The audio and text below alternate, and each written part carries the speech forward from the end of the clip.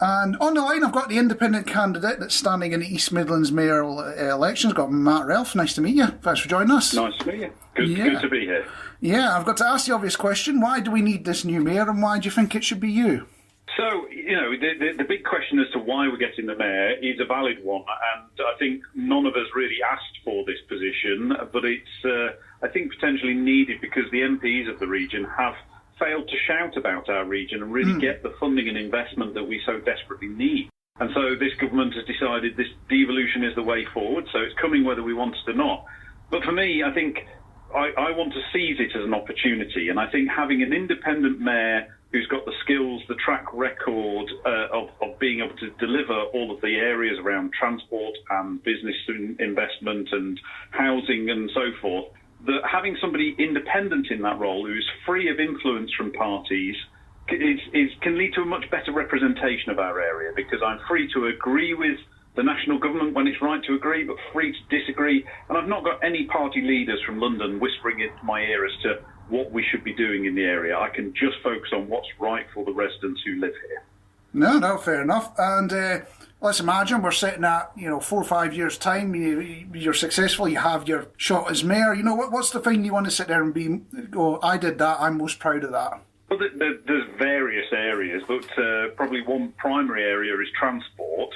I think the state of our public transport system and the state of our roads is nowhere close to where any of us want it. And so one of the things that I want to be doing is I've spent 10 years of my career mobilising highways asset management contracts around the UK. I've seen how we can do it right. And so I want to support the 4 highways councils in the region with better investment in how they are going about doing the job, so that we aren't just constantly refilling the same potholes over and over again. We're putting the money instead into actually improving our roads properly so that they don't keep popping back up as potholes. So that's one area, so we can look back and say, OK, we can see a clear improvement in the roads. But also our public transport. I want a properly integrated network so that different providers and different modes of transport, from active travel to taxis to buses to trams to trains, all work as one network with then the technology so that people can plan their journey, see what the options are, and then actually make that journey with one ticket across the whole lot. And don't worry, I'm not going to leave people behind who aren't adopting technology. We'll be making sure that this is available and open to everybody, regardless of where they're at with that.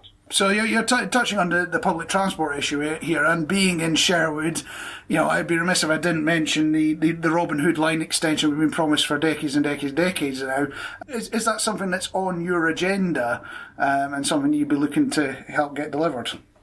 Yes, well, I grew up in Mansfield at a time where it was the largest town in the UK with no railway station. I've always had an interest in all of this. I'm showing my age now, but my A-level geography project was all about the reopening of the Robin Hood line, the existing Robin Hood line. Yeah.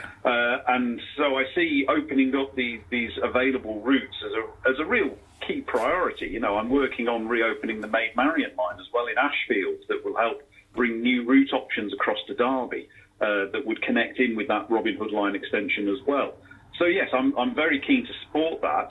But also for our more rural communities, I'm really keen to start doing more as well with on-demand bus services, so that rather than trying to have buses, constantly driving a predefined route that only picks up certain villages and at certain times of the day just driving around basically empty, we'll have smaller buses that we can know where there are passengers because they're booked on the system, and we can therefore reach villages and places that aren't currently serviced by public transport, so we can get more people using that. So you're viewing the on-demand bus services, which we've already got a bit of in Nottinghamshire and seen them successful elsewhere. You're viewing that as an augmentation rather than a replacement? Correct, yes. There's no one solution to transport because different areas and different types of destinations suit different forms of transport. For some people, an on-demand bus is going to be the right option. For some people, a train line that will take them further and faster will be the right option. But for others, the car will still always be the right option for them because of any specific mobility needs or the locations that they're wanting to go to, or purely their own personal convenient choice. Because I'm not we've seen the conversation around ULEZ of pricing people out of their cars coming up in this, and I'm not interested in doing that.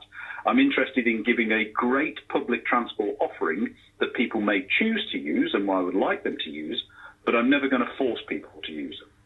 One of the things I've got to ask you, you are standing as an independent candidate, but you have in the past been representative of Ashfield Independents. Are you standing completely separate from the party, and what's the relationship going forward with that? So I'm currently a member of the Ashfield Independents with my district council role. However, my decision to run for the mayor was entirely my own. My campaign is being run by myself. The party are not involved in it. The party are not funding it. And if I am successful in being elected to the mayoral role, I will resign from the Ashfield Independent Party because it is an independent grouping that is only focused on one part of the region. And we do have independent groupings across the whole region.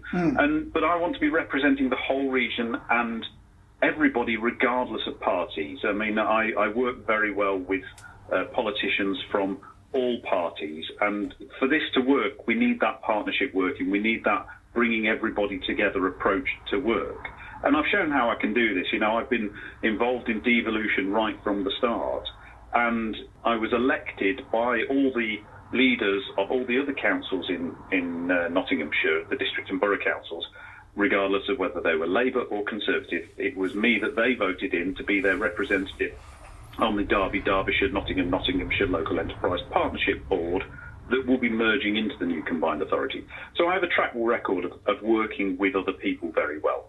Okay, and sort of building on that, at the end of the day, this is a very big patch the mayor will be covering, going from like Glossop on the outskirts of Manchester, just north of here, you're into like the workshop and things like that. It goes all the way down to Derby and Nottingham themselves. So what's your take on delivering a coherent plan across such a big and diverse area?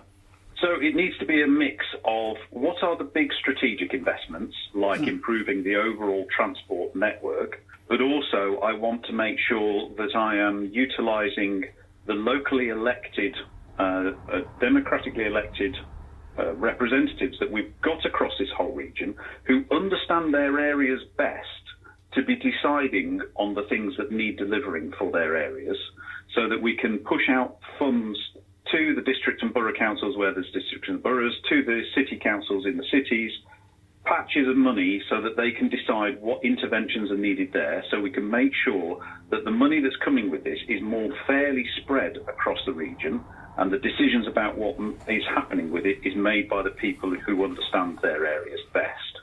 I'm also not intending to create a central council office for this new combined authority.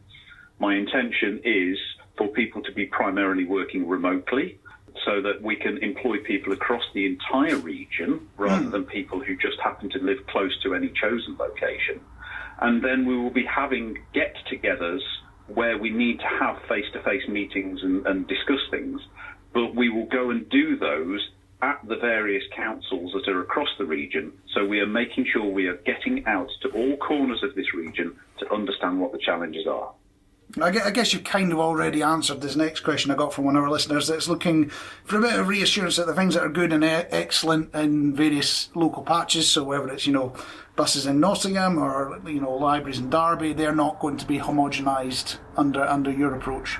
No, because, with things like libraries, they won't merge into the new combined authority. They will still be maintained by the current councils that look after them.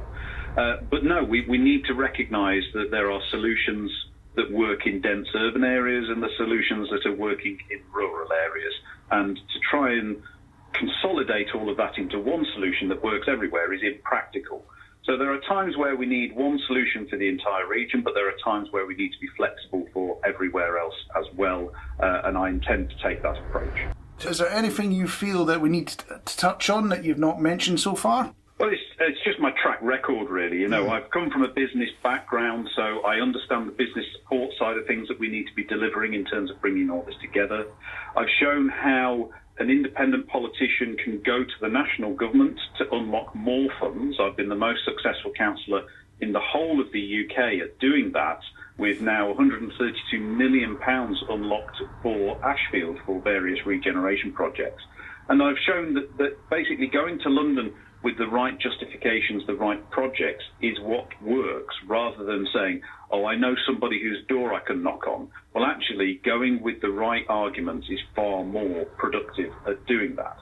So I want to take that approach across the whole region, because fundamentally we've been left behind for too long with the funding. If we brought the East Midlands up to the UK average, just the UK average, for transport spending, because we've been bottom of the table at this for well over a decade now. But if we just brought it up to the UK average, we would get an extra £1.3 billion per year in the region.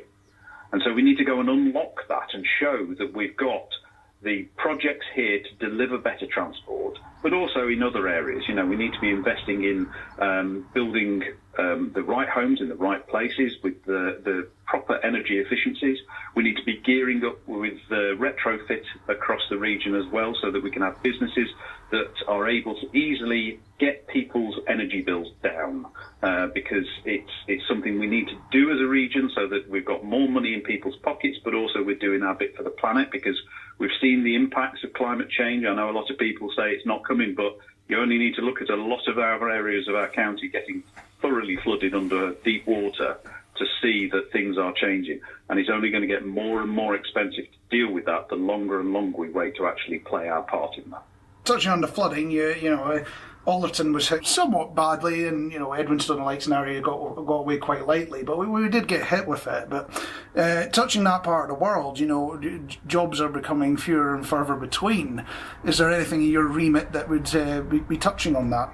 Well, definitely. I'm keen to make sure that, for instance, we're pushing out super fast broadband into more rural areas, because I think it's right that residents there, but also businesses there, can access those abilities to get online and do business online. And I think that's a way of making sure that rural areas become more attractive as places to actually base businesses, because quite often it's a very appealing place to be as a business out in the countryside, and may well be a nicer place for your works to live as well.